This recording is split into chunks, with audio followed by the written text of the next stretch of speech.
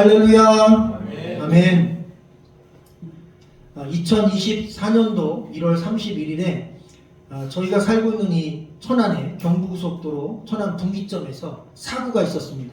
한국도로공사가 제공한 CCTV의 내용을 보니까 4톤 화물차가 가다가 이 밖으로 나와서 이제 천안 밖으로 나오려고 하는 것 같은데 이렇게 뒤집어졌어요. 전복돼가지고 도로 하나를 막고 대자로 이렇게 누워 버렸습니다. 운전석이 하늘로 이렇게 솟아 있었고 조수석은 땅에 붙어 있고 공중에서 매달려 가지고 차는 불이 붙었고 위험한 상황이었습니다. 119가 오기 전에 이미 불에 타 죽거나 폭발로 운전자는 사망할 상황이었습니다. 그때 다른 차들은 다 보고 지나가는데 1톤 트럭 기사가 자기 차를 앞쪽에다 대고 얼른 뛰어와서 그 차 위로 올라갔습니다. 그리고 운전석에 매달려 있는 그분을 안전벨트를 풀고 끌어내고 있었습니다. 그 상황에 애석하게도 엄청 큰 16톤짜리 트럭이 앞에 있는 그 사고 현장을 못 보고 제가 볼 때는 뭐 딴짓했거나 아니면 조르신 것 같아요. 그 엄청난 트럭을 못 보고 그냥 들이받을 수가 없는데 들이받았습니다. 그렇게 사고가 한번 2차 사고 나면서 운전자 매달려 있던 분도 돌아가시고 그 운전자를 구하려고 선한 마음을 갖고 뛰어들었던 1톤 화물 트럭 기사도 세상을 떠났습니다. 나중에 그분의 신원이 밝혀졌는데 40대 초반의 젊은 가장이고 어린 아이들도 무럭무럭 자라고 있는 그런 가정이었습니다. 그러니까 갑자기 하루아침에 남을 돕다가 40대 가장이 세상을 떠난 것입니다. 얼마나 슬프고 안타깝습니까? 여러분 이 세상에 또 우리가 살고 있는 이 시대에 정말 끔찍한 일들이 많이 학교에서도 일어나고 또 사회에서도 일어납니다. 끝이 됐구나 라는 생각이 들 정도로. 그러나 아직 우리가 살고 있는 이 땅에 이런 의로운 분들도 있다는 사실이 한 조각 희망이 되지 않나 생각합니다. 너무나 이분의 죽음이 안타까워서 많은 뜻있는 사람들이 모여서 국가의사자 지정을 추진하여 서로 이제 법적인 부분에 있어서 필요한 자료들을 모으고 그리고 절차를 진행 중이다 라는 기사는 상당히 더 마음에 감동을 주었습니다.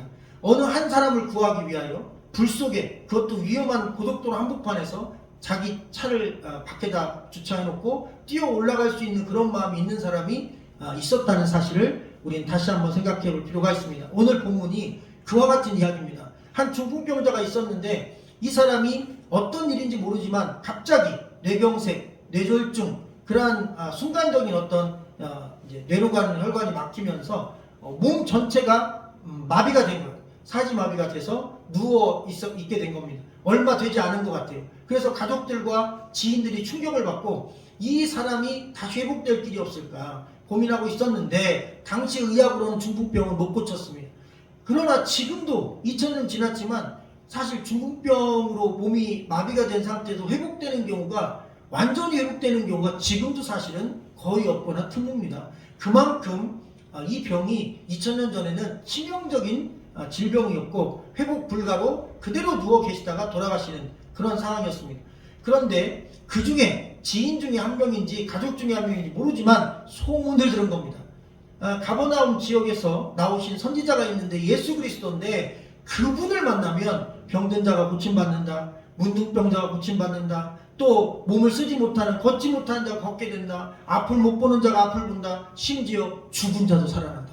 이런 엄청난 소문을 듣고 내 친구도 우리 가족도 이 중풍병 걸린 이 사람도 예수님만 만나면 고침받을 수 있겠다. 이런 소망이 생긴 겁니다. 그 소망이 확신이 되고 그 확신이 믿음이 된 것입니다. 그래서 같이 힘을 합쳐서 예수님께 가는 그런 장면이 오늘 말씀에 나옵니다.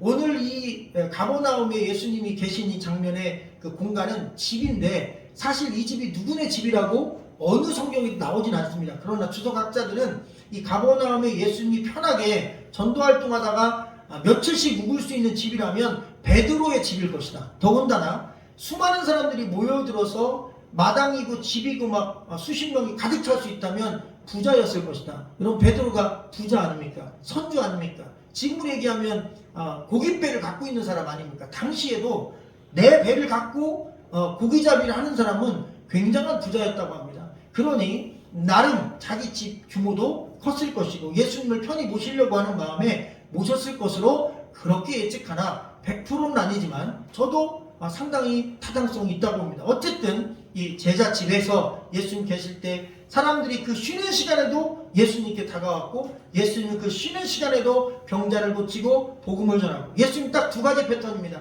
병든 자 고치고 복음 전하고 믿음을 갖게 하고 병든 자 고치고 복음 전하고 믿음으로 그를 구원하고 근데 오늘 말씀은 너무나 특이한 겁니다. 그걸 바꿨어요.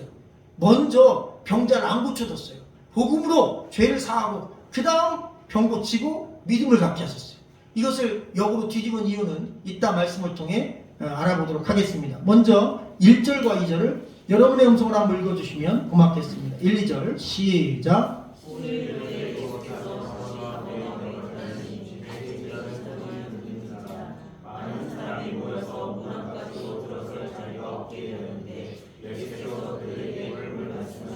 아멘.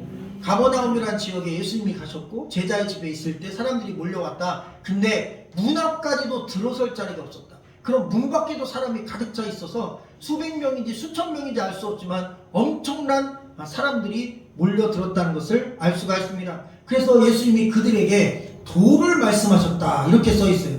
여러분 여기서 나온 이 도는 길도자입니다. 한문으로 보면 한문 성경에 길도자가 되어 있어요. 그런데 이 말씀을 원어로 보면 토 로고스라고 해서 로고스란 단어가 쓰였는데 이 로고스는 곧 말씀으로 번역할 수 있습니다. 요한복음 말씀에 보면 요한복음이 시작할 때 태초에 말씀이 계시니라로 시작합니다. 그때 그 말씀이 로고스입니다. 태초에 로고스가 계셨다는 것입니다. 그럼 여기서 도를 말씀하셨다는 얘기는 그 태초에 말씀이신 로고스를 말씀했다는 거고 그러면 태초에 그 말씀은 누구냐? 그 말씀이 곧 하나님과 함께 계셨고 그 말씀이 천지를 창조하셨는데 그 말씀이 바로 지금 여기서 말하고 계신 바로 예수 그리스도 자신이라는 사실을 증거하는 복음 전파였습니다. 여러분 마가는 확실하게 말합니다. 말씀은 곧 로고스고 로고스는 곧 예수 그리스도다. 그 예수 그리스도는 천지를 창조하신 분이고 그리고 그분이 바로 여기 이 순간 가버나움 바로 이 장소에 우리와 함께하고 계시는 임마누엘의 하나님이다 라고 하는 확실한 메시지를 전해줍니다. 그런데 여러분 이 똑같은 단어가 한글로 도 또는 복음이라고 쓰인 단어 중에 역으로 따져보면 어떤 곳에는 로고스로 되어 있는데 어떤 곳에는 유앙겔리온이라고 된 곳도 있습니다. 근데 유앙겔리온은 어떤 곳은 뭐 복음으로도 번역했고 또 로고스의 말씀처럼도 번역했거든요. 그런데 그럼 이 유앙겔리온은 뭐냐? 새로운 왕이 탄생했을 때 유앙겔리온 이렇게 선포하는 바로 그러한 단어가 되겠습니다. 악한 왕이 있어서 너무 폭정으로 시달렸어요. 근데 그 왕이 죽었어요. 사람들에게는 복음이죠. 백성들에게는 복음입니다. 지금으로 얘기하면 대통령이 바뀌는 거고 왕조가 바뀌는 건데 뭐 고려가 망하고 조선이 시작된 거라 보시면 되겠습니다. 그럼 새로운 왕이 악한 왕이면 복음이 아니죠. 근데 새로운 왕이 기대한 대로 너무 백성을 아끼고 태평성대를 이루고 강력한 군사력으로 백성을 보호하는 백성 중심의 나라 중심의 민족 중심의 아주 훌륭한 왕이 나온 겁니다. 그때 이런 좋은 왕이 새로 태어났다, 왕조가 생겨났다 할 때 유앙겔리온이라고 선포합니다. 여러분 마찬가지입니다. 예수 믿는 것도 유앙겔리온을 경험하는 것입니다. 제가 복음을 전할 때 전도부활 사역을 할 때는 45분 복음 제시를 외워서 복음을 전했거든요. 그런데 그 전에는 노방전도할 때 주일학교 어린아이들은 글 없는 책이라고 해서 색깔만 있는 책이 있습니다. 녹색, 그 다음에 검정색, 빨간색, 뭐 황금색. 그래서 검정색 보여주면서 심장에다 대주고 너희 마음이 이렇게 시커매. 그러면 너는 천국 갈까 지옥 갈까. 그럼 애들도 자기 마음이 시커멓다고 하면 막 겁을 먹어요. 지옥 가겠죠. 그러면 이 지옥을 안 가려면 하얀색을 보여주면서 또 빨간색을 보여주면서 예수님의 보혈로 이렇게 하얗게 돼. 그리고 나중에 황금색을 보여주면서 하나님 나라의 황금나라 가야 돼. 그렇게 하면서 어린아이에게 많이 전도했죠. 아마 수백 명이 아니라 1000명도 넘을 겁니다. 그리고 어른들 전도할 때는 사형리로 전도했습니다. 그게 CCC라고 하는 김중곤 목사님이 하는 단체에서 만든 사형리 전도책자인데 그 전도 사형리 중에 한 가지 중요한 원리가 왕자의 원리입니다. 거기 보면 이게 왕의 자리가 있어요. 의자가 있고 의자가 하나 더 있습니다. 한 의자에는 누가 앉아있냐면 내가 앉아있고 한 의자에는 예수님이 앉아있습니다. 하나님이 앉아 계십니다. 우리가 예수 그리스도를 믿는다는 건 내 인생의 왕이 나다. 내 인생의 주인이 나다. 그러니 나를 위해서, 내 욕망을 위해서, 내가 원하는 것을 위해서 마음껏 나를 위해 살아야 된다라고 하는 것이 믿지 않는 우리가 불신자일 때 삶의 방향이라면 그 왕자에서 내가 내려오고 내 삶의 주인의 자리에 하나님을 모시는 순간 나는 하나님을 따라 그 말씀을 따라 순종하며 살아가는 하나님의 자녀가 될 수 있고 그 자녀만이 천국 갈 수 있다고 그러면서 영적 원리를 가르쳐주는 메시지입니다. 여러분 유앙겔리오는 바로 우리도 지금도 경험하고 있는 것입니다. 우리 삶의 주인이 누굽니까? 여러분을 천국으로 인도하는 진정한 우리의 죄를 사해주는 구원자가 누굽니까? 예수 그리스도십니다.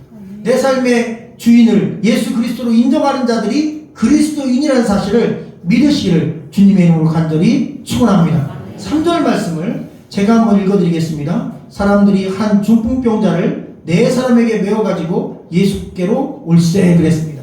영어 성경에 보니까 이 중풍병자를 마비된 자 또는 스스로 못 움직이는 자라고 되어 있습니다.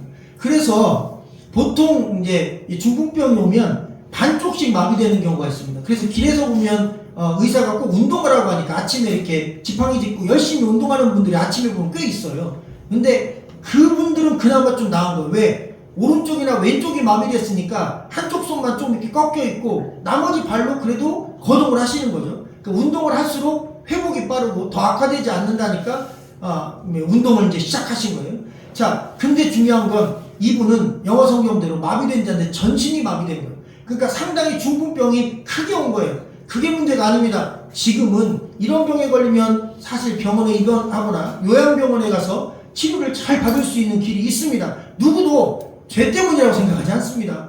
안타깝게 생각하고 위로합니다. 당시에는 그러나 중풍병, 문둥병 이 두 가지 질병은 하나님께 저주받은 질병이고 죄를 지었기 때문에 벌받는 거라고 생각했습니다. 그러니까 문화적인 차이가 달라요. 율법적인 잣대로 그들은 철저하게 불치병자는 무조건 하나님께 버림받은 자다. 그래서 사회에서 격리했고 버렸습니다. 그리고 가족들이 그를 또 내팽개치는 경우도 많았습니다. 그래도 어느 누구 하나 도덕 윤리적으로 문제를 삼지 않았어요. 왜? 하나님께 저주받은 사람들이니까. 문둥병자들 집에서 못 살았습니다. 중풍병자도 그렇게 살뜰하게 잘 보살펴주지 않았습니다. 너무 창피하고 부끄럽게 여겼습니다. 우리 집안에 하나님께 저주받은 사람이 있다는 게 창피하다. 오히려 그렇게 미워하고 그랬습니다. 그런데 놀랍게도 오늘 이 중풍병자는 성경을 보니까 사람들이 네 사람에게 들 것을 들려서 이 현장까지 데려왔단 말이에요. 그러면 사람들은 누굴까? 이 네 사람이 사실은 친구라고 사람들은 많이 설교하지만 이 네 사람이 친구가 아닐 가능성도 있습니다. 실제로 성경 말씀에 보면 사람들이 이 중풍병자를 네 사람에게 메어서 왔다고 하니까 저는 오히려 앞에 있는 사람들이 가족이나 친구일 것 같습니다. 이 친분 있는 사람들이 네 사람에게 부탁해서 이 환자를 옮긴 겁니다. 그들이 옮긴 동기는 첫째로 이 환자를 아직도 사랑하고 아끼고 있기 때문인 것입니다. 여러분, 만약 사회적인 관점으로 보면 버려도 되고 미워해도 되지만 이 환자를 아끼고 사랑하는 마음 때문에 그럴 수가 없는 거예요. 그래서 유추해 본 겁니다. 이분은 중풍병자가 된 지 오래되지 않을 수도 있겠다. 왜? 아직 사람들이 이 사람을 안타까워하잖아요. 여러분, 김병에 효자 없습니다. 중풍병자가 10년 누워 계셔서 뭐 대소변 받고 그랬어 봐요. 그럼 이 가족들이 사회법에 따라서 그냥 고려장 치르듯이 그냥 대충 해서 빨리 돌아가시게 할 수도 있는 겁니다. 그런데 쓰러지신 지 얼마 안 됐고 그리고 정이 많이 들은 분인 거예요. 함부로 할 수 없는 분인 거예요. 많은 사랑을 베푼 분인 거예요. 그래서 그도 사랑을 받는 거예요. 어려움 당했을 때 다른 사람들이 이 사람을 돕고 싶은 거예요. 왜? 도움받은 사람이 많은 거예요. 가족들 유대관계도 친인척 관계도 좋았던 거예요. 그래서 이 사람을 살리고 싶었던 거예요. 이런 마음들이 합쳐져서 예수님께 온 겁니다. 여러분, 잘 보면 사람들이 이 사람을 구원하고 싶었어요.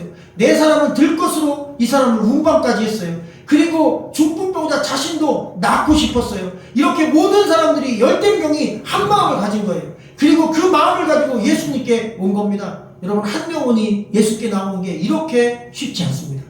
가족 전체가 도와야 됩니다. 또 주변 지인들이 도와야 됩니다. 직장 동료가 도와야 됩니다. 또 내가 들어보지도 못한 길에서 만난 전도자가 나에게 복음을 전해서 그때 예수 믿고 또 주님께 나오기도 합니다. 내가 교회 나올 때까지 거쳐간 하나님의 손길이, 사람을 통해 보내준 손길이 얼마나 많을까요? 우리가 이 자리에 이 시간에 앉았기까지 우리를 도운 수많은 손길들이 연합해서 오늘 우리가 있었다는 사실을 믿으시기를 주의 이름으로 간절히 축원합니다. 전독바라면 항상 전도할 때 100명이면 30명은 현장에 남아서 중보기도 합니다. 그리고 2명, 3명 조를 짜서 말하는 사람, 그리고 옆에서 중보하는 사람, 이렇게 해서 2~3명이 현장에 나가 노방에서 전도하고 학교에도 전도하고 그리고 관공서 같은 데도 들어가고, 지금은 안 되지만 20년 전에는 그게 또 가능했어요. 길거리에서 아이들도 전도할 수 있었어요. 그렇게 복음을 전합니다. 그리고 오후에 끝나면 7~8시간 뒤에 다 모여서 서로 전도 보고를 하고 기뻐 뛰며 간증하고 예배하며 한 11시까지 또 기도회를 합니다. 가만히 보면 한 사람이 전도할 수 있는 게 아니라 연합하고 힘을 합치는 것입니다. 여러분, 교회가 바로 그런 장소입니다. 믿음 생활은 그래 혼자 할 수 있는 게 아닙니다. 예수 믿는 것도 나 혼자 믿은 거라 생각하면 안 됩니다. 합력하여 선을 이루시는 하나님의 도우심이 있었고, 또 우리를 구원하기 위해 하나님이 우리를 돕는 사람들을 붙여주고 보내줬기 때문에, 그게 부모님이든 지인이든 아니면 기관이든 나를 교회 나갈 수밖에 없게 만드는 수많은 작동들, 그 다음에 연합들, 이런 것들이 있어서 여기까지 온 것입니다. 그러니 그 모든 손길이 주의 은혜임을 믿으시기를 주의 이름으로 간절히 축원합니다. 4절 말씀은 같이 한번 읽어보겠습니다. 시작. 우리들 때문에 예수께 들어갈 수 없으므로 그 계신 곳에 지붕을 뜯어 구멍을 내고 중풍병자가 우는상을 달아 내리니. 아멘. 참 아이러니한 것은 하나님이 우리의 믿음 생활을 돕는 데 사람을 쓰잖아요. 근데 마귀가 우리의 믿음 생활을 방해하는 데 사람을 써요. 그래서 신기하게도, 너무나 아이러니하게도, 내가 믿음 생활 잘하는 것도 사람의 도움이 필요하고, 내가 교회 다니는 것이 방해가 되고, 내가 믿음 생활하는 게 어려운 장애가 되고 어려움을 주는 것도 언제나 시험거리도 사람을 통해서 옵니다. 가까운 가족이 나를 믿음 생활 못하게 방해하거나, 또 직장에서, 또 아니면 주변에서 나에게 끊임없이 수많은 방해를 하는 그런 세력들이 있는데, 대부분은 조직보다 시스템보다 사람이라는 것이죠. 그래서 수많은 무리 때문에 예수님 만나기 어려울 때가 많습니다. 오늘도 마찬가지입니다. 이분도 마찬가지입니다. 이제 예수님만 만나면 끝나는 거예요. 얼마나 쉽습니까? 갔는데 어머, 이미 수천 명, 수백 명이 앞을 가로막고 있는 거예요. 나 혼자라면 그걸 어떻게 해집고 뚫어 가거나 막 밀치고 들어가겠는데, 들것에 있는 이 4명이 들것을 갖고 있는데 이 이동 침대를 어떻게 그 사람을 뚫고 갑니까? 서로 다 예수님 만나러 온 사람이고, 그 사람들 중에도 간절하게 예수님 만나 병 고침 받고 싶은 사람도 있었을 거니까 안 비켜주죠. 왜? 나부터 고침 받아야 되니까, 나부터 살아야 되니까. 이런 인간적인 욕심들 때문에 그것이 뒤엉키니까, 여러분, 사람 때문에, 먼저 예수님 만나러 온 사람 때문에 예수님 만나야 될 사람이 예수님 못 만나는 거예요. 지금도 먼저 교회 다니는 사람들이 오히려 나중에 예수님 믿고 믿음 생활 잘해보려고 하는 사람들에게 도움을 줘야 되는데, 도움이 아니라 방해를 주는 경우도 있습니다. 그렇게 않게 되기를 주님의 이름으로 간절히 축원합니다. 저희는 기왕이면 새가족이 오거나, 다음 주에 저희가 3분의 우리 새꿈학교 선생님들이 세례를 받으시는데, 이렇게 교회를 나가서 세례를 받고 또 직분을 받고 뭐 성도가 되고 직분자가 되는 게 쉬운 게 아닙니다. 그런 과정을 통해서 믿음 생활을 하려고 하는데, 결국 먼저 믿은 성도님들과 직분자분들이 그분들이 믿음 생활 잘할 수 있도록 기도해 주시고, 또 교회 오면 환영해 주시고, 교회 잘 다닐 수 있도록 많은 버팀목들이 되어 주신다면, 서로서로가 영적으로 사랑으로 연합하는 진정한 교회의 모습을 갖출 수 있음을 믿으시기를 바랍니다. 저희 교회가 그런 교회로 굳건히 성장하기를 간절히 소망합니다. 여러분, 그래서 이분들이 결정을 한 거예요. 앞으로도 길이 없고 옆으로도 길이 없어요. 그래서 위로 올라간 겁니다. 길이 없으면 어차피 포기하거나 절망할 수도 있습니다. 그런데 믿음 있는 사람들은 놀랍게도 창의적인 아이디어와 생각을 한 번 더 합니다. 그러니까 하고자 하는 의지와 간절함이 있으면 길을 만들어서 갑니다. 길이 없잖아요. 그러니까 길을 만들어서 갑니다. 그래서 지붕 위로 올라간 거예요. 지붕을 뜯어 구멍을 냈다고 오늘 한글 성경에 되어 있는데, 이게 원어로 아포스텍 가조라는 단어인데, 사실은 자세히 설명하면 지붕의 덮개를 열었다는 뜻입니다. 그러니까 뜯어내고 부시고 파괴했다는 의미보다는 조금 부드러운 거예요. 당시 이 유대인들의 가옥 구조는 그렇게 지붕이 튼튼한 구조가 아니라, 사람이 서 있을 수는 있지만 덮개를 하나하나 잘 열어내면 안쪽에는 흙하고 나무로 이렇게 걸쳐놓은 거라 그 흙과 나무를 그냥 걷어내면 되는 거예요. 그러니까 생각보다 쉽게 위에를 열 수가 있는 거죠. 뭐 이렇게 망치질할 필요가 없는 거예요. 손 힘으로도 충분히 지붕을 열 수가 있었던 겁니다. 그렇게 덮개를 벗기듯이 지붕을 벗겨서 사각형 구멍을 내고 그리고 그 침대를 밑으로 줄면서 내려놓은 것입니다. 자, 위로 올라가서 그렇게 해서 지붕을 뚫어서라도 벗겨서라도 예수님 만나야 되겠다는 그런 마음을 가진 것은 딱 한 가지 이유 때문입니다. 간절함입니다. 예수님 만나야 된다. 오늘 이 순간이 아니면 절대로 안 된다. 반드시 오늘 예수님 만나서 반드시 내 친구 또 내 가족을 살려야 된다는 그 간절함 때문에 그들은 첫째 체면을 버렸습니다. 여러분, 체면 따지면 어떻게 지붕에 올라가 남의 집에 구멍을 뚫겠습니까? 두 번째, 미안한 마음도 버렸습니다. 정말 가서 미안하다고 나중에 간절히 내가 손이 발이 되도록 빌어야지. 그러나 지금은 그럴 시간도 없어요. 그냥 허락받을 시간이 없어요. 그냥 뜯어버리는 거예요. 그냥 구멍을 내버리는 거예요. 그리고 또 하나, 손해배상도 그들은 감수했습니다. 비판도 감수했습니다. 갑자기 예수님이 앉아 계신 방 안이 아수라장이 됐겠죠. 천장에 구멍이 열리면서 흙이 떨어지고 나무가 떨어지고, 그러니까 자연스럽게 예수님 앞으로 가운데가 텅 비고 사람이 없겠죠. 먼지가 떨어졌으니까. 가만히 쳐다보니까 너무나 신기한 장면이죠. 교회 지붕을 뚫고 누가 여기다가 지금 침대를 드러내린다고 생각해 보십시오. 이게 무슨 사건이냐. 모든 사람들의 이목이 딱 그분들에게 집중되고 예수님도 그분들을 보는 거예요. 놀라운 사실은 사람들은 책망하고 그리고 비판하고 그다음 사람들에게 욕을 먹고 그리고 체면 몰수 그리고 인간관계도 깨질 수 있습니다. 집주인이 이웃주민일 거니까요. 그럼에도 불구하고 그들은 간절함 때문에 그 마지막 선택을, 비록 미안하지만 나중에 사과하자, 나중에 다 보상해주자, 그러나 일단 한 영혼을 살리자. 여러분, 그런 마음으로 간절함으로 지붕을 뚫은 것입니다. 그 간절함이 결국 예수님과 만나게 된 것입니다. 2025년도에 저희 교회 표가 70일을 세우라 입니다. 예배자 70명은 그냥 교인 숫자가 늘어나는 것이 아닙니다. 저도 간절합니다. 우리 교회가 오전 예배 오늘 참 신기한 건 첫 주에 12분, 둘째 주에 13분, 오늘 또 14분이 오셨더라고요. 그러니까 나날이 한 분씩 계속 성장하니까 감사하죠. 그래도 저희 예배도 그렇다고 너무 흥하지 않잖아요. 그러니까 양쪽 예배가 우리가 한 40여 명 차는데 우리가 40명 처음 예배 드리는데 작년 연말에 처음 40명 예배를 드렸는데 평주일에 그게 한 6년 걸렸지 않습니까? 근데 그 다음에 가족도가 또 생기는 거거든요. 그리고 지인들에게 자꾸 소문내고, 저도 만나는 사람마다 우리 11시 예배가 새롭게 오픈됐다. 그래서 두루두루 소문을 좀 퍼쳐달라. 교회라는 게 불신자가 혼자 처음 와서 교회가 부흥하지 않습니다. 믿던 분이 쉬다가 교회 못 나왔는데 교회 나오는 경우, 또 때가 되면 한 분이 평생 한 교회 다닐 수도 있지만 여러 여건상 또 교회를 옮길 수밖에 없는 여건이 있는 거예요. 그럴 때는 또 교회를 옮기고, 또 우리 교회 계시지만 다른 곳에 가실 수도 있는 거예요. 서로 그 마음에 오픈된 마음이 있는 겁니다. 그러다 보면 점점 이 퍼즐이 맞춰지듯이 채워지는데 결국은 은혜에 따라 가는 겁니다.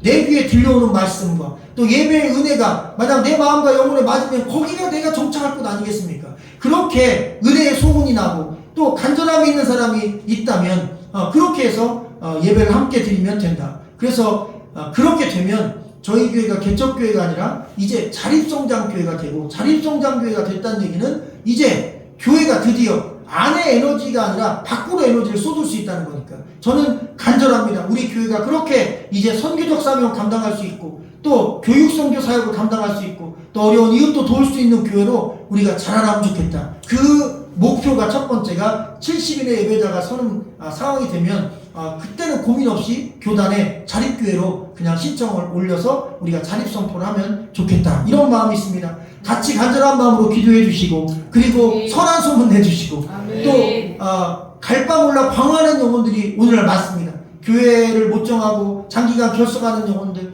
또 상처받은 영혼들, 또 목마른 영혼들, 또 생수가 필요한 영혼들, 적어도 1급수 영적 생수가 공급돼야 살 수 있는 영적 상소호흡기가 필요한 영혼들, 그런 영혼이 있다면, 그러면 주저없이 여러분 복음으로 인도해 주시고 생명의 교회로 인도해 주시는 여러분 되시길 주의 이름으로 축원합니다. 5절 말씀 보니까 예수님께서 그들의 믿음을 보셨다고 했습니다. 너무나 감동적입니다. 사람들은 상황을 봅니다. 우리도 믿음이 약할 때는 상황을 보고 절망합니다.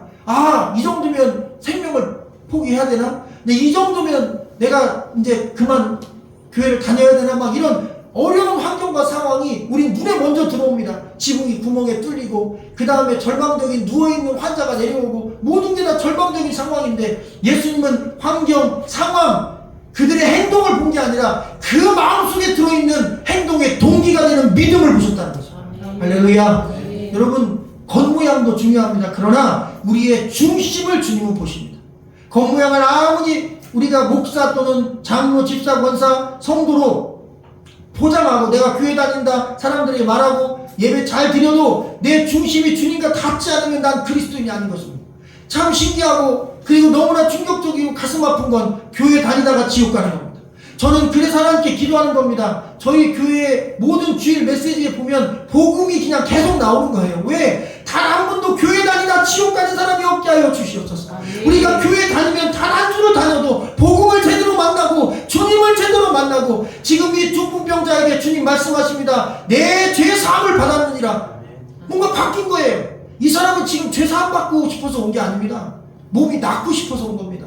중풍병자를 데려온 사람들도 병 고치러 온 겁니다. 그런데 주님은 No! 죄부터 사함 받으라 얘기한 겁니다. 이유가 뭘까요? 여러분 가만히 보니까 사람은 죄 때문에 병이 오는 것은 아닙니다. 그러나 죄 때문에 병이 오는 경우도 있습니다. 마찬가지로 오늘 이 사람을 보니까 예수님이 병 고치고 복음 전하시고 구원하셨는데 이 사람만큼은 죄 먼저 사하고 복음 먼저 전하고 그 다음 병을 고쳐주셨어요. 그럼 이 사람 뭡니까? 죄가 병의 원인이었다는 것입니다. 예를 들면 알코올 중독자입니다. 그래서 간의 문제를 해결해 줬어요. 그런데 아직 이 알코올 중독을 못 끊었어. 그러면 또 간이 문제가 되는 겁니다. 그러니까 하루도 쉬지 않고 알코올 중독에 빠져 살면 또 간암으로 세상을 떠날 수밖에 없는 거예요. 먼저 중독 문제 해결해야 돼요. 마약에 중독됐습니다. 그래서 일단 몸이 안 좋아진 걸 치료했어요. 그러나 마약 중독을 끊지 않으면 그 사람 소망이 없는 거예요. 주님이 그래서 너는 죄 때문에 병이 생겼구나. 그러니 그 죄부터 해결하자. 그것부터 끊어내자. 너는 못하지. 나는 할 수 있다는 거예요. 할렐루야. 죄의 문제 너는 해결 못하지. 세상 종교 못 해결하지. 그런데 나사렛 예수 그리스도의 이름은 죄를 해결한다. 아멘. 하나님의 아들 예수 그리스도는 죄를 결박한다. 우리를 묶고 있는 모든 어둠의 결박을 끊어낸다. 할렐루야. 그것이 마가가 외치는 복음의 핵심임을 믿으시기를 주의 이름으로 간절히 축원합니다. 그 복음이 이 영혼을 살렸습니다. 그리고 그 핵심을 간파하신 예수님이 그들의 믿음을 보시고 병부터 고친 게 아니라 오히려 근본적인 문제를 해결하셨습니다. 그리고 나서 그의 근본적인 문제가 끝나자 질병을 고쳐주셨습니다. 오늘 말씀에 작은 자야 라고 말씀하시며 5절에서 말씀하시는데 이 테크노는 어디에서 또 쓰였냐면 여러분 빌레몬서에서 바울이 오네시모를 빌레몬한테 부탁하며 비록 도망간 노비고 너의 재산을 탈취해서 도망한 악인이지만 내가 믿음으로 난 내 테크논 내 아들이다 그러면서 용서해달라고 빌레몬한테 부탁할 때 그때 썼던 단어가 테크논입니다. 그러니 여기서 작은 자야 한글로 번역되어 있지만 주님이 하신 근본적인 메시지는 너는 내 아들이다 선포하신 거예요. 영접하는 자 곧 그 이름을 믿는 자들에게는 하나님의 자녀가 되는 권세를 주셨느니라 그랬어요. 근데 미리 자녀라고 부른 거예요. 아멘. 아멘. 너는 나의 테크논이다 미리 말씀하신 거예요. 주님은 여러분 과거 미래에 있을 걸 땡겨서 축복하신다. 지금 현재 내 자녀가 아닌 것 같지만 너는 죄사함 받고 이제 내 자녀가 될 것이다. 그런데 주님은 될 것이다가 아니라 되었다고 선포하십니다.